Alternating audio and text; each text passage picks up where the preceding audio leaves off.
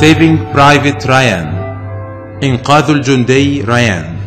يبدأ الفيلم باستعراض يستمر نصف ساعة لمعركة نورماندي، إحدى معارك الحرب العالمية الثانية التي وقعت في 6 يونيو عام 1944 على شواطئ أوماها. وبعد تلك المعركة نتعرف على بعض شخصيات في الفيلم. فهذا القائد ميلر الذي يقود إحدى المجموعات في الحرب، وهذا أحد الجنود اليهود الذين يحاربون ببسالة بجانب الأمريكان.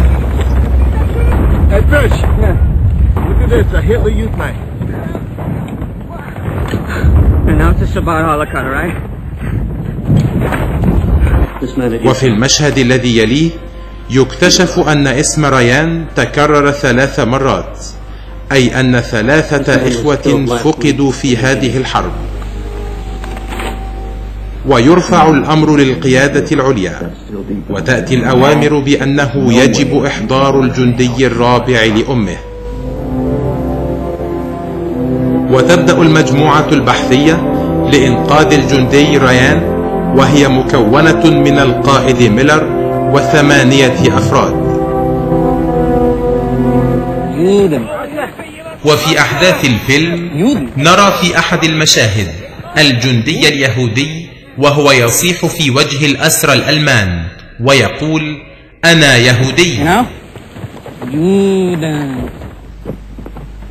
وفي رحلة البحث يقتل 2 من الجنود، ومن خلال تمرد أحد الجنود على القائد يطرح الفيلم سؤالا: هل التضحية ب8 أفراد من أجل فرد واحد شيء منطقي ويستحق؟ وكانت الإجابة التقليدية: إن هذه أوامر ويجب أن تنفذ.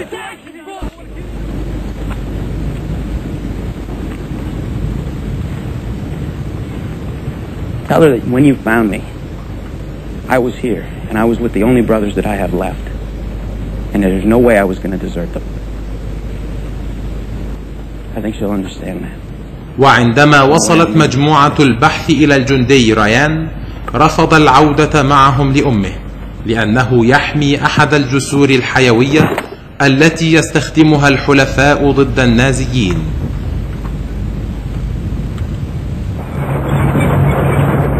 وأمام هذه الدوافع النبيلة تنضم الكتيبة كلها بقيادة ميلر للدفاع عن هذا الجسر. تقع معركة رهيبة لا ينجو منها إلا ريان وبعض الجنود. ليقدم لنا الفيلم عدة أبطال لا بطلا واحدا، وهؤلاء جميعا قاموا بكل هذا من أجل أمريكا وليس من أجل ريان وأمه.